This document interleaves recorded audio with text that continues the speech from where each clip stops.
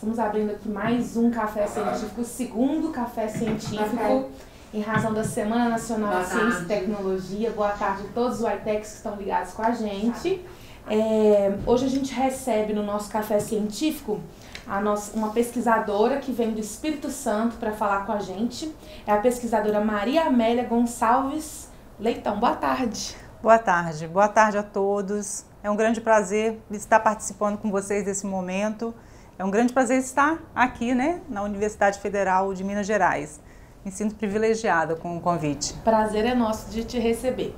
Então, a professora e pesquisadora Maria Amélia Gonçalves Leitão, ela é gestora do Departamento Comercial Centro Universitário do Espírito Santo, UNESCO, é mestranda em Administração na área de pesquisa Gestão de Pessoas, FUCAP Business School, possui especialização em Direito Educacional Aplicável na Administração Acadêmica pela Consultime e graduação em Administração com habilitação em Gestão de Recursos Humanos pelo Centro Universitário do Espírito Santo, UNESCO.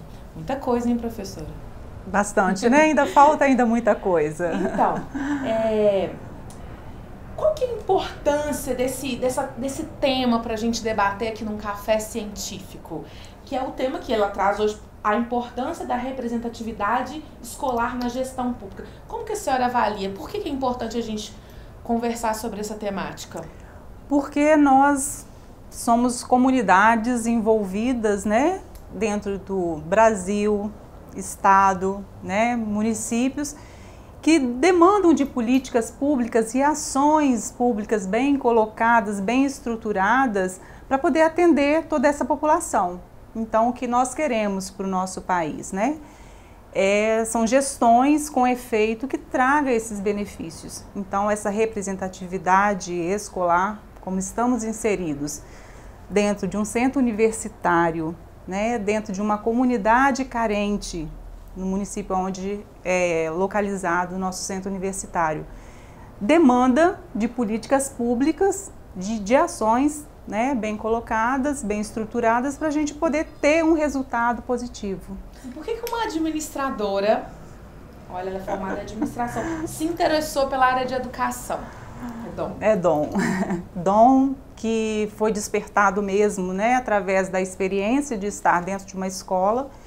E isso foi crescendo e tomando uma proporção de que havia uma necessidade dessa administradora, se formar, se especializar numa gestão, conhecer o que rege a legislação educacional e também trabalhar a gestão de pessoas dentro da escola, porque muitas vezes a gente fica preocupado com projetos pedagógicos, com a estrutura curricular, e esquece que tem pessoas envolvidas dentro desse processo. Então, ser administradora junto com a educadora, me trouxe até mesmo o desejo das pesquisas voltadas para a área de educação. E hoje eu desempenho um papel na modalidade de EAD. Eu pesquiso a evasão dos cursos de EAD no ensino superior, com o propósito de melhorar a nossa educação, que é a nossa base para termos um país com um futuro melhor. Bacana.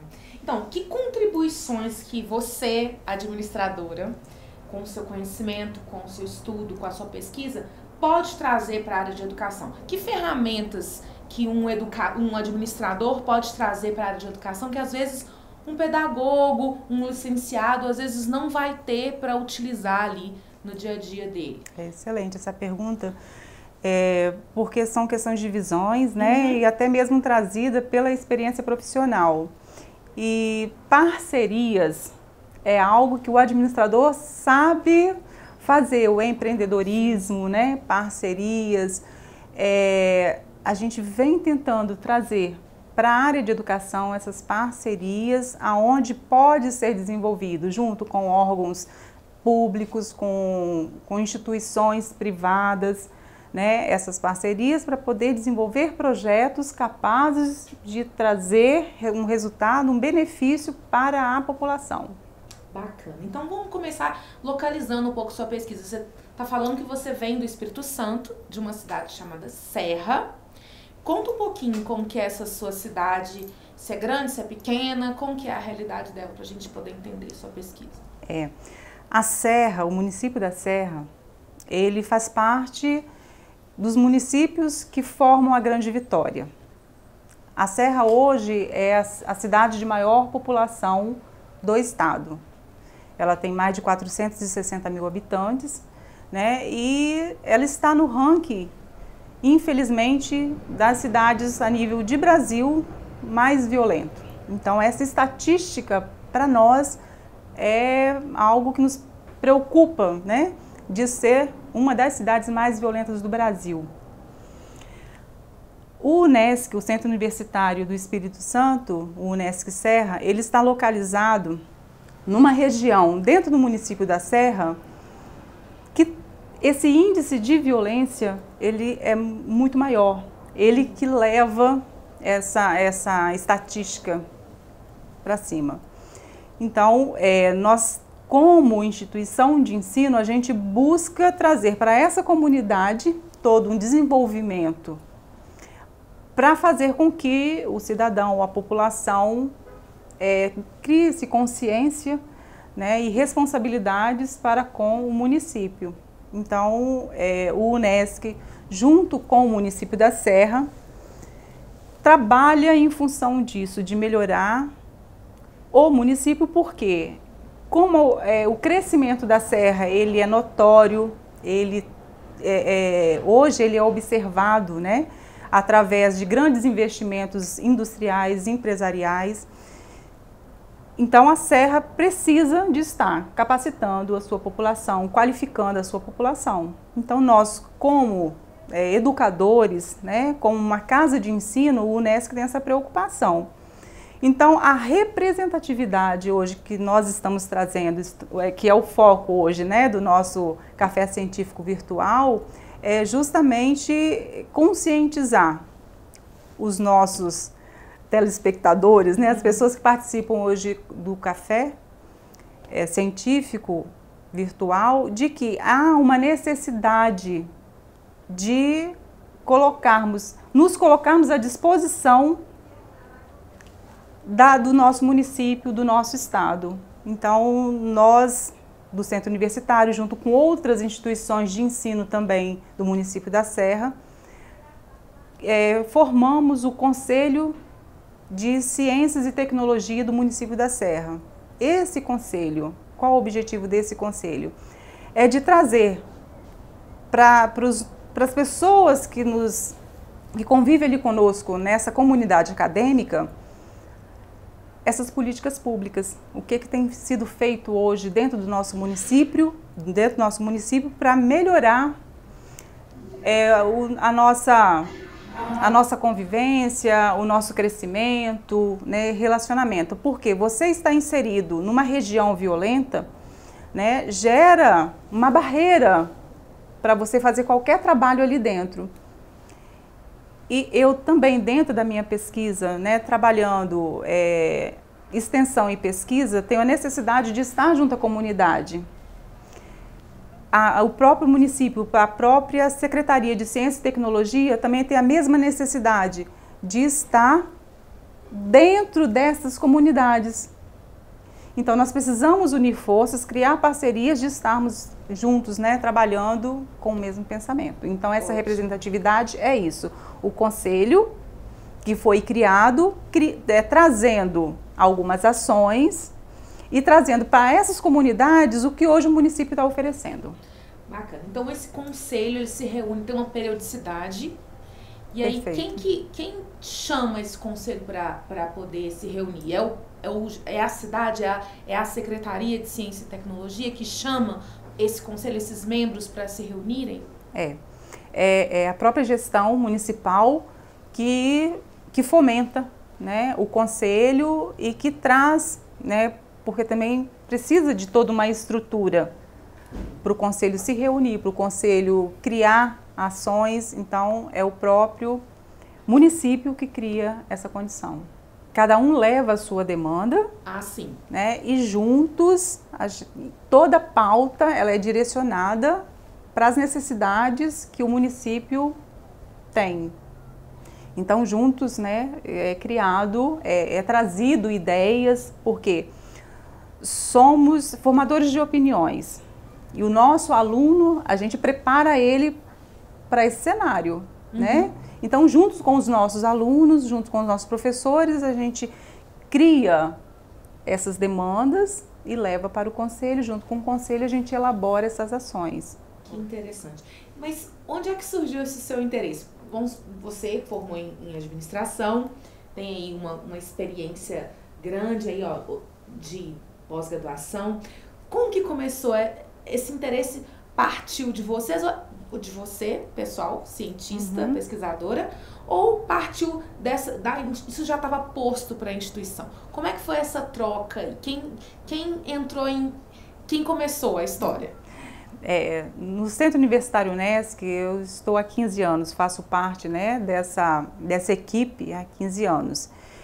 E trabalhando junto com a comunidade, a gente vem no longo desses 15 anos. A Serra teve um grande desenvolvimento e a gente vem acompanhando as necessidades do município da Serra. Então, despertou esse desejo, né, de estar junto quando o Unesc abriu a possibilidade de criar o Unesc Virtual, ou seja, também criar um projeto para os cursos de EAD. Então, foi aonde procuramos as empresas de tecnologia, procuramos a própria Secretaria de Ciência e Tecnologia, que existe hoje uma federação que faz a captação de recursos para financiar alguns projetos, né? E então, junto com essa necessidade do Unesc e do próprio município, de estar participando mais ativamente ter essa representatividade. Então, o Conselho de Ciência e Tecnologia, no município da Serra, é novo. Só é novo até porque por falta mesmo de tempo. Hoje todos são muito ocupados, né? Todos têm dedicação, às vezes exclusivas, com suas instituições. Mas precisava fazer algo. Então, tem aproximadamente quase 2 anos que o Conselho existe, e a partir da formação do Conselho foi que a gente consegue observar que a função do Conselho, junto com a gestão municipal, consegue produzir. E se produz, com certeza traz resultados positivos. E vocês já têm colhido algumas coisas que vocês têm observado que, nossa, isso foi fruto desse conselho? Você falou do BH, do polo, né? O polo é fruto. O polo é fruto. A localização que foi escolhida, o polo, né, é estrategicamente direcionado para o município da Serra. Isso para atender a demanda de empregos que existe hoje dentro do município. A mão de obra que necessitava, né, para as empresas hoje que existe, o município da Serra também tem um polo industrial. Então, a mão de obra que era contratada para preencher as vagas, elas vinham de fora, de outros estados. Não tinha uma mão de obra capacitada para aquele trabalho? Não. Então, hoje, nós já trabalhamos isso para trazer essa mão de obra. Super interessante. E a sua pesquisa em si? Qual que é o título lá que você está mestranda? Qual que é o título do seu trabalho? E o que você tem a acrescentar dele, que você já caminhou com a produção dele? O meu trabalho, ele desenvolve a pesquisa sobre a evasão escolar. E ela é real, né? Não só nos cursos presenciais, e muito forte nos cursos de EAD. Né? Então, existe toda uma preocupação.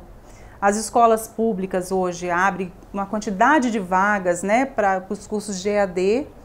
Os alunos têm o acesso e não dão continuidade. Então, aonde que está esse erro? A nossa pesquisa, ela pontua qual o trabalho feito pelas instituições de ensino para poder trabalhar esse aluno evadido. Porque nós sabemos que existe a evasão, tem um percentual de evasão hoje, né, principalmente nas instituições públicas, na Universidade Aberta do Espírito Santo, a gente sabe que hoje existe um percentual de mais de 30% de evasão. Então, a evasão é mais de 30%, a reprovação é mais de 20%, o restante fica na aprovação. Então, é um investimento que não tem retorno. Então, nós temos que aproveitar para poder trabalhar esse aluno evadido, trazê-lo de volta e recuperar, né, esse investimento. Então, a nossa preocupação é procurar saber o que as instituições de ensino estão fazendo para recuperar esse aluno. Quais são os planos de ações para recuperar esse aluno evadido, porque a gente sabe que a falta de comunicação é um fator primordial. O aluno evade, ele não retorna para a escola e a sua instituição não procura nem saber o porquê. Às vezes é um problema financeiro, às vezes é um problema de trabalho, às vezes é um problema pessoal, às vezes ele não se adaptou ao curso, à estrutura curricular do curso. Então tem N motivos para esse aluno evadir. Mas o que nós, instituição, podemos fazer para que isso não se perca? Porque é um investimento muito alto. Boa tarde, qual o Aitec? Boa tarde, como vai? Tudo bem? Tudo bem? Sou Marcelo. Olá, Marcelo. Agente educacional tecnológico. De qual cidade, Cláudio? Eu queria... De Cláudio, município de Cláudio. Eu gostaria de ouvir um pouco sobre que tipo de ação que está sendo desenvolvida para recuperar o aluno.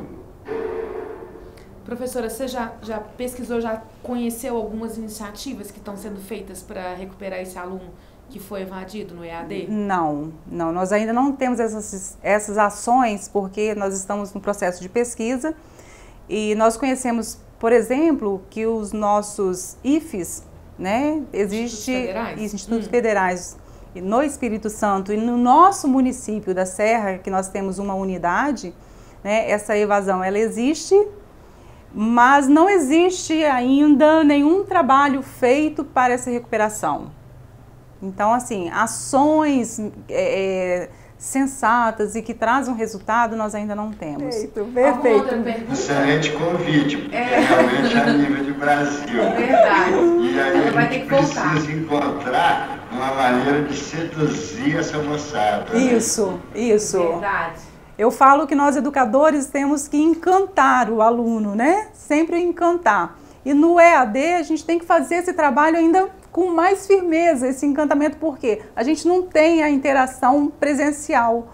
Então esse encantamento ele tem que vir mesmo de forma bem especial. Eu acho que a comunicação é a veia que a gente vai conseguir superar essa necessidade. Qual outra pergunta, pessoal? Tudo bem? Eu sou aluno daqui, já fui aluno de EAD, eu estou falando do Aitec de Vazilândia. Fui aluno EAD e quando ela falou que a instituição é um investimento muito alto, o aluno é um prejuízo quando ele evade, aconteceu com as minhas turmas, né? Eu fiz ciências sociais, tinha pedagogia, letras em inglês, enfim, tinham vários cursos e assim, eu achei... Me surpreendeu porque pedagogia, que como é mais forte aqui na minha região, e teve muita evasão. Então, ciências sociais, a gente esperava que a turma ia evadir bastante, né? Por se tratar de um curso difícil, sem campo de trabalho, de atuação, por aqui. E a pedagogia, que é uma licenciatura mais da nossa realidade, letras em inglês, enfim, o pessoal evadiu muito. E a instituição não fez quase nada para recuperar esse aluno, para voltar. E aí, quando ela falou isso, eu achei interessante por isso, porque é uma instituição renomada, eu fui para uma instituição bem renomada, eles sabendo dos gastos que eles tinham com material, com professor, com coordenador, com tutor, para que a gente tivesse uma boa formação. Foi uma boa formação, mas assim, muita evasão, principalmente nesses cursos que são mais assim, em alta na nossa região. Isso muito preocupa, essa evasão, porque são abertas, né? Uma quantidade de vagas são preenchidas e depois são evadidas, né? Então o prejuízo está justamente aí. Outros que precisariam da oportunidade de estudar, não conseguem porque tem essas vagas que estão preenchidas, mas que não tem ninguém. Próxima pergunta. Macaxeta. Muriaé, boa tarde. Tudo bem? Muriaé, pode fazer a sua pergunta. Boa tarde, meu nome é Cláudia, sou da rede principal de ensino de Muriaé Sistema Municipal. E eu gostaria, assim, como pedagogo da rede, de sugestões, né, que você sugere que podem ser feitas para que nós possamos, né, desde os anos iniciais do ensino fundamental, maneiras de diminuir a evasão escolar. Né? Hoje a evasão escolar ela está presente, né, não só no ensino fundamental, mas também na faculdade, né, cursos presenciais, como você colocou, né, sabedoria, como tem sido feita a habilidade do seu princípio, devem pensar nisso. Mas o que você sugere? Obrigada, Muriaé. E aí, tem alguma sugestão, algum brilho no final desse túnel? Vejo sim. Eu vejo a participação da instituição junto ao acompanhamento da vida desse aluno, né? Nos primeiros momentos, percebeu as faltas, né? Buscar de imediato o motivo dessas faltas e sentar e conversar, dialogar e tentar construir uma relação de confiança ou até mesmo de ajuda, né, para trazer, para recuperar esse aluno. Então, eu acho que o diálogo aí é fundamental e não deixar passar, ter mesmo um acompanhamento periódico da vida desse aluno. Ótimo. Tem uma outra, eu até queria fazer uma pergunta, Malacaxeta? Macaxeta. Boa tarde. Boa tarde. Pode fazer sua pergunta. Meu nome é Esmeralda, eu leciono nas escolas estaduais, uma escola estadual em Macaxeta e uma outra lá perto da Estaduinha. Daí eu queria saber, porque vocês falaram muito sobre acesso à internet. Beleza, o acesso à internet traz muito progresso, mas a gente tem que mostrar o lado negativo também. O que está acontecendo na maioria das escolas, tanto municipais quanto estaduais? Nossos alunos hoje, muitos deles é só virtual mesmo. É mais virtual do que... Aí, eu acho que a gente deveria criar palestras mostrando eles o lado negativo do virtual, para eles prestar mais atenção no que está em nossas voltas, nas nossas próprias vidas. Que como que vai ser o futuro do nosso Brasil desse jeito? E essas palestras não devem ficar sem acontecer. Isso é um dos motivos, talvez, pela evasão escolar. Né? Sim. Você não concorda? Você concorda, professora? Concordo. Com a pergunta dela, com a colocação? Concordo sim, e acho fundamental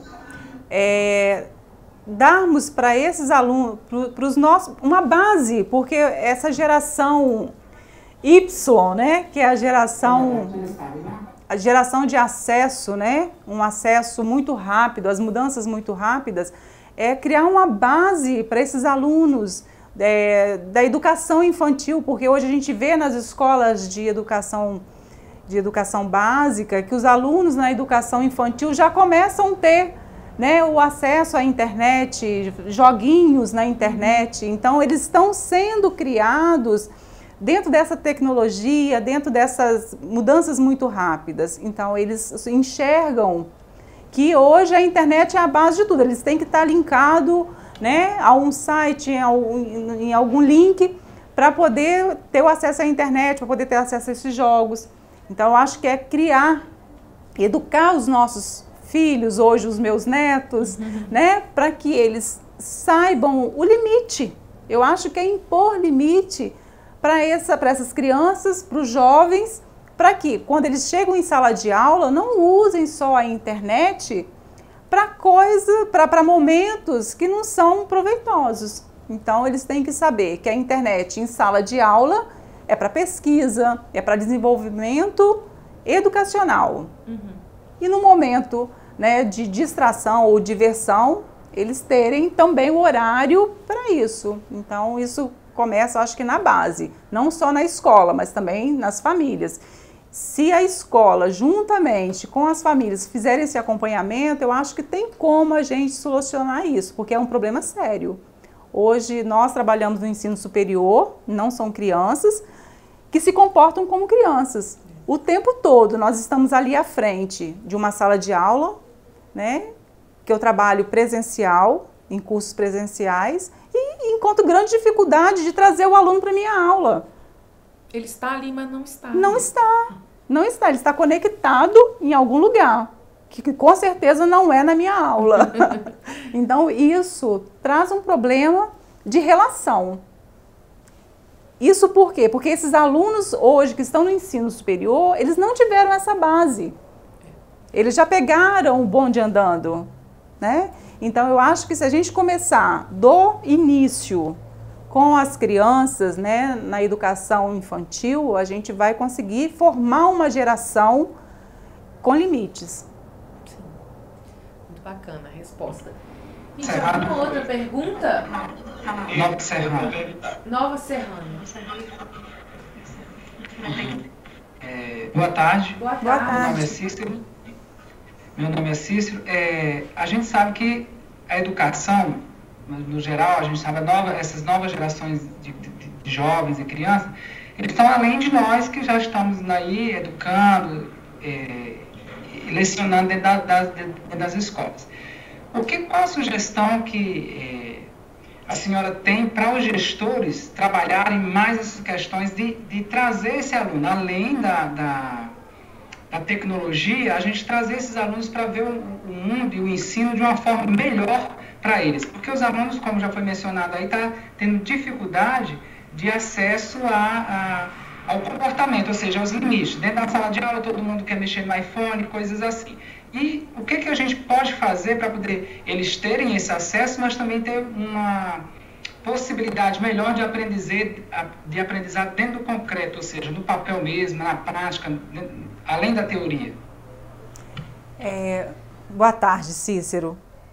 Eu acredito muito que você delegar responsabilidades vai gerar para esse aluno, né, para esse cidadão, um compromisso, até mesmo para ele se mostrar capaz de alguma coisa. Se ele não tem responsabilidades, né, se a escola, se o professor, né, deixa muito solto, ele não vai se propor a fazer nada de objetivo, nada de produtivo. Então, a escola também tem que se conscientizar que ela não pode fazer tudo para o aluno. Ela tem que dar responsabilidades e cobrar essas responsabilidades. Por exemplo, na elaboração de um projeto ou de um evento, né, eu acho que a escola tem que colocar o aluno à frente. A partir do momento que ele está ocupado, ele está envolvido, ele tem a consciência de que ele faz parte daquela comunidade, tem que trazer alguma coisa boa e representativa dentro dessa comunidade. Então, eu acho que delegar responsabilidades é algo que as instituições de ensino têm que fazer, independente da modalidade. Eu acho que a responsabilidade seria um caminho. Muito bem, obrigada. Boa tarde. Eu gostaria de saber que a evasão escolar é um problema que não acontece só na EAD, né? É um problema que a gente tem de maneira geral na educação. Por que tratar de maneira diferente a evasão no EAD, sendo que é uma preocupação que a gente também tem nos cursos presenciais?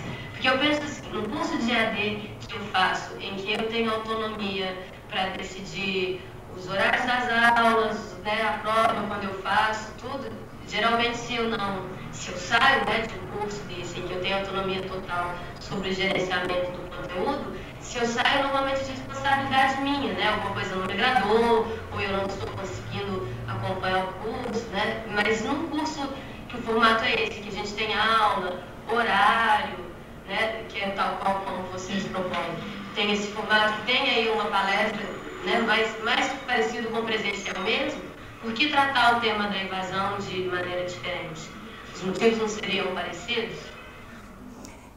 Mas a gente tinha que focar em uma modalidade, né? E como a gente está trabalhando na instituição hoje, que eu faço parte, né? Que eu estou inserida no corpo docente, nós estamos trazendo um produto novo que é em EAD.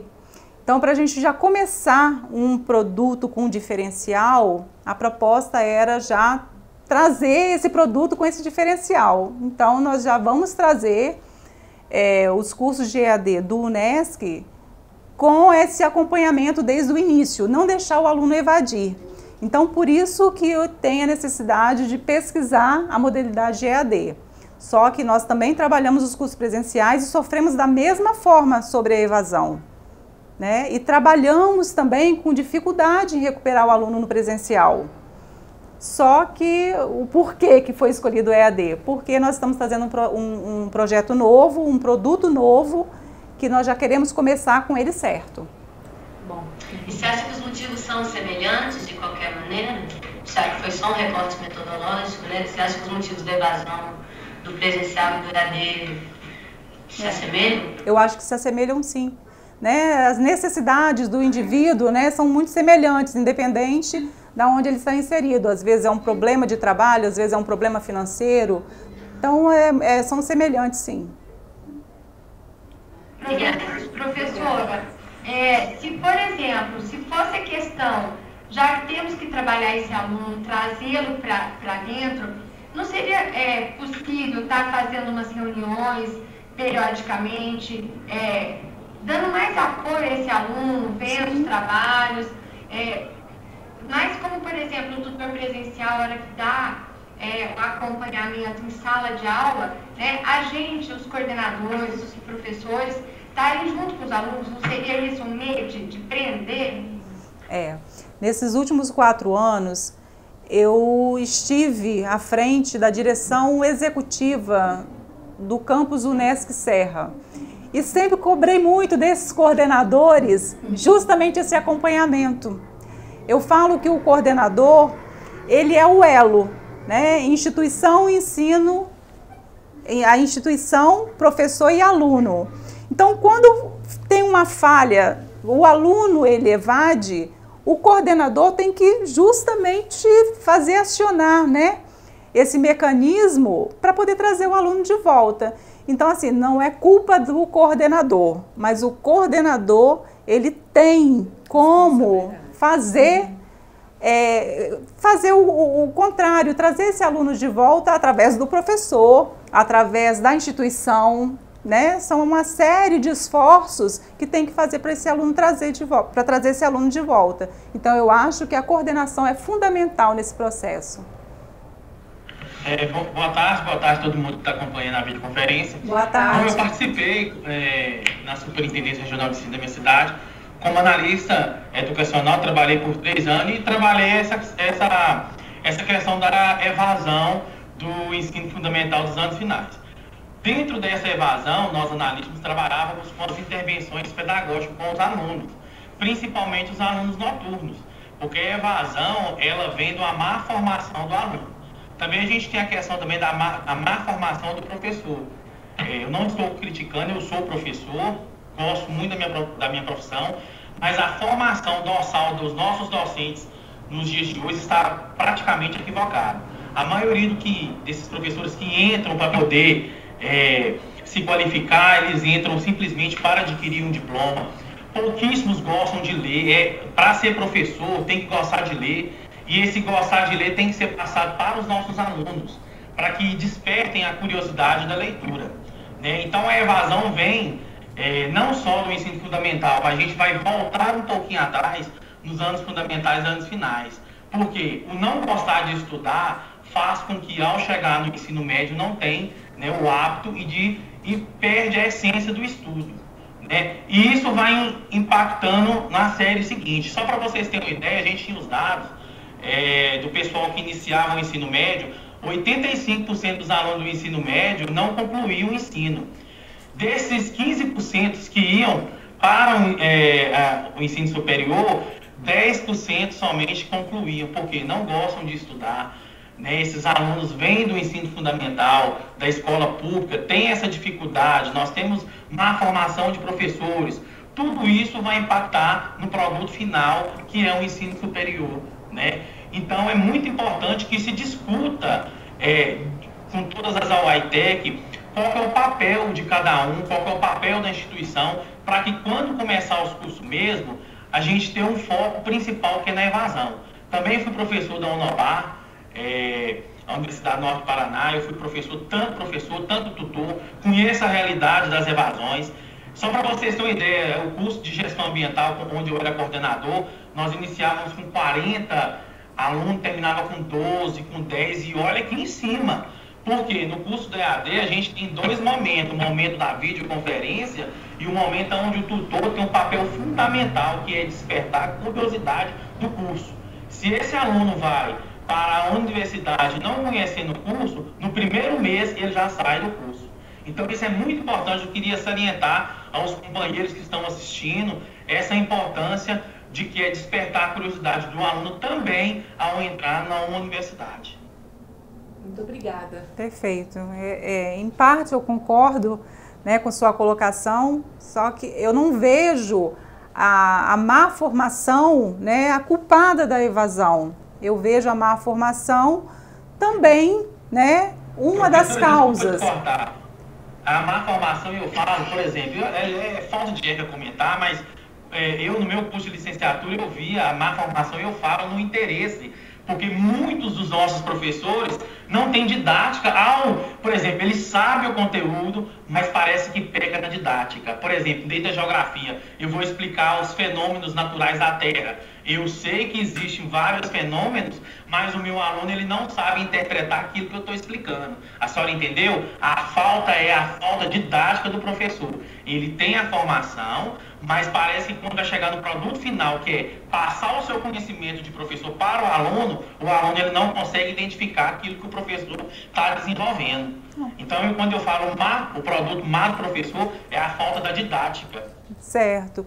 Mas a falta da didática, eu também acredito que a gente possa trabalhar e melhorar. Nós, instituição de ensino, temos por responsabilidade preparar esse docente. Nós temos que fazer com que, se ele tem o conhecimento, se ele tem às vezes uma titulação, essa didática, ela tem que vir dentro do projeto pedagógico do curso. Tem que criar, né, tem que capacitar esse professor. Quando ele está, né, na frente de uma aula, mesmo que muitas vezes é dom, né? Então a instituição tem por obrigação de tirar esse professor que não atende à expectativa, né? Então, quando isso dá continuidade, a falha é da instituição. Eu acho que nós temos como avaliar, e o aluno é o nosso termômetro. Então, a partir do momento que um aluno reclama, outro aluno reclama, a gente já tem que acionar o alerta para esse professor e procurar fazer com que ele melhore, né? Então, eu acho que a instituição tem que estar atenta a isso, sim, né? Mas a evasão, ela gira em torno também de outros fatores, né? Por exemplo, a não adaptação ao curso. Às vezes você faz uma opção, né, de escolha de um curso e não é aquilo. Quando você entra no curso, você descobre que não é aquilo ali que você desejava. Então, existe a evasão. Então, nós podemos chegar para esse aluno e conversar com ele, às vezes mudar de curso, né, dar uma outra oportunidade. Então, são N fatores que geram essa evasão. O que nós temos que fazer é trazer esse aluno, é não deixar que ele evada, ou se evadido, é trazê-lo de volta. Professora, boa tarde. O projeto de pesquisa, e evasão escolar, recentemente eu participei de cursos em EAD e pude perceber a importância do tutor presencial e do tutor à distância. Eu acredito nisso. Tem momentos em que no curso bate aquele desânimo, né, aquele acúmulo de tarefas, a gente dá conta no prazo. A presença desse tutor é muito importante. E também encontros presenciais. Eu acredito, porque é uma forma de a gente estar encontrando com nossos colegas e daí revendo os ânimos, né, para a conclusão do curso em AD. Agora, quando a gente fala também em evasão escolar, na educação básica, um dos maiores índices é no ensino médio, né, que a gente vê pelas pesquisas, não seria o caso do ensino médio voltar a ser profissionalizante? O que você acha? Hoje existe uma necessidade, né? O mercado de trabalho, ele necessita de profissionais e o nosso jovem, ele necessita trabalhar. Então, são duas vertentes que chegam em determinado momento que um tem que atender o outro. Profissionalizar o ensino médio, a gente vê que é um resultado positivo. Eu acho que existe sim, mas nós também temos que ter outras opções, né? Porque tem outros jovens, né, que querem, por exemplo, ser acadêmicos. Então, a gente tem que ter o ensino médio profissionalizante e também a outra opção. Eu acho que a gente tem que ter um intermediário aí nesse caso. Uma outra questão que eu acho da questão do EAD, do ensino superior, principalmente, talvez não seria uma falta de nivelamento. Muitas pessoas têm a oportunidade de fazer esse curso à distância. São pessoas que, de repente, estão numa idade, uma faixa de idade um pouco mais avançada, que, de repente, não têm conhecimento na área de informática. E no momento de estar fazendo esse curso, tem muita dificuldade. Então, eu acho que, apesar de muito curso à distância, são de cidades diferentes, mas que houvesse um nivelamento antes, né? Para que essas pessoas não encontrassem tanta dificuldade na hora de fazer tarefas e esse tipo de coisa. Eu acho que esse nivelamento deveria existir tempo antes. Como é o seu nome? Paulinho, sou coordenador do Polo de 3 Minutos. Paulinho. Pois eu concordo com você, Paulinho. Eu acredito sim que o nivelamento, principalmente, né, para esses alunos que já têm uma média de idade um pouco diferenciada, eu acho que esse nivelamento ele é essencial. E as escolas de EAD, eu não vejo que tem se preocupado com isso, não. Simplesmente faz a captação do aluno, isso tanto nas escolas públicas ou privadas, né? O aluno vem para a escola e realmente não tem esse preparo. Então, sente essa grande dificuldade de acessos, né? Eu também sinto isso com alguns professores também, que não têm muito domínio, né, de novas tecnologias e encontram grandes dificuldades para poder dar continuidade ao processo. Então, eu acho que o nivelamento, sim, para essas pessoas que não detêm o conhecimento de novas tecnologias, eu acho que as escolas têm que se preocupar, sim, com essa capacitação e essa qualificação. Porque meus colegas aí dos outros polos estavam discutindo sobre por que estava se tratando de EAD, o assunto maior. Como eu estudei, eu fiz EAD também, eu fiz presencial e também fiz EAD, e eu creio que as pessoas elas têm uma ilusão, entre aspas, de que a educação EAD ela é mais fácil por se tratar de não ter um horário certo todos os dias, de estar presencial. E enquanto isso, eu acho o contrário, porque é um curso que exige muito da gente, exige muita dedicação, exige muita responsabilidade, e um dos fatores que levou muita gente a desistir do nosso polo foi isso, né? Porque elas acharam que ia ser, como se diz popularmente, a torta direito. A professora Edna pode falar então? Pode falar, Nós estamos falando sobre o trabalho do conselho e da gestão municipal, né? E a criação de condições de trabalho nas comunidades. Como que a EAD pode continuar a dar base para essa criação? Condições de criar mais opções, mais leque aberto. As instituições, de EAD, né, elas têm que fazer todo um trabalho de extensão. O trabalho de extensão é trazer a comunidade para dentro da instituição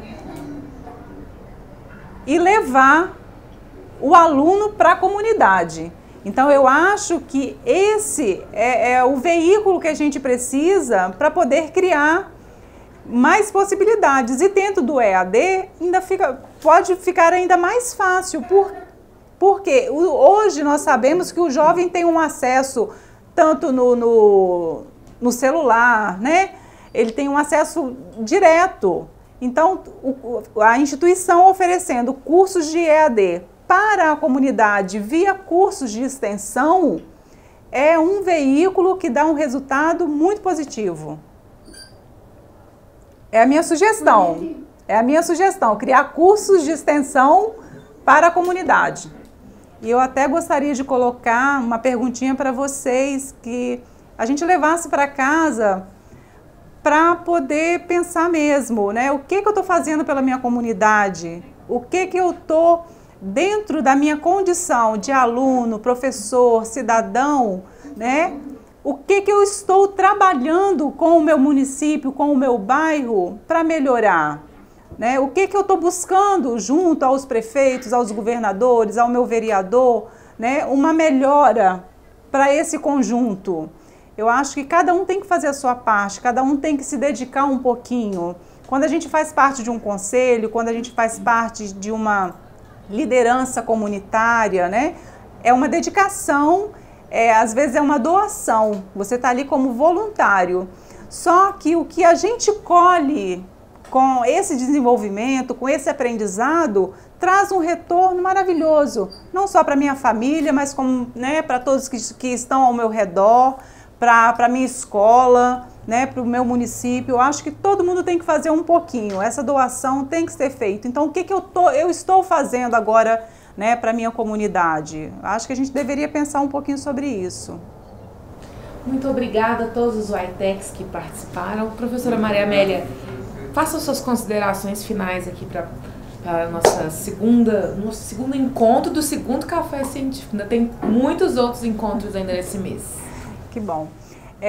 Mais uma vez eu quero agradecer a oportunidade de estar participando desse momento, né? O Café Científico Virtual é uma oportunidade, uma ideia que eu vou até também estar levando para o meu estado, para a minha instituição, para a minha Universidade Federal do Espírito Santo. Eu acho que é uma iniciativa, é um projeto grandioso. O Museu Itinerante é formidável, e estar aqui hoje participando desse momento, para mim está sendo um privilégio.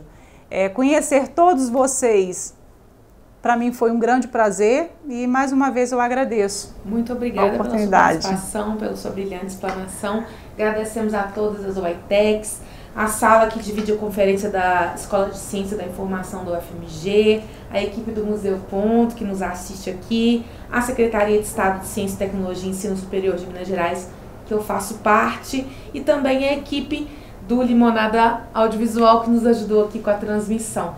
Boa tarde, acompanhem os nossos cafés científicos agora nesse mês de outubro, que estão fantásticos. Quinta-feira tem mais. Boa tarde, até a próxima.